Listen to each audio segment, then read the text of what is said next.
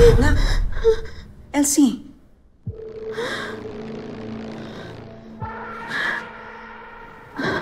Ano nangyari sa'yo?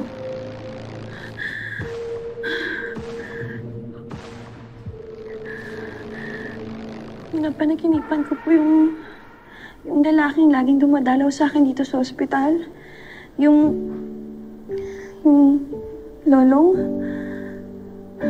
Ano nakita mo sa panaginip mo? Nakita ko po yung mukha niya na nasasaktan. Pero ako, nakatingin lang ako sa kanya at wala akong magawa.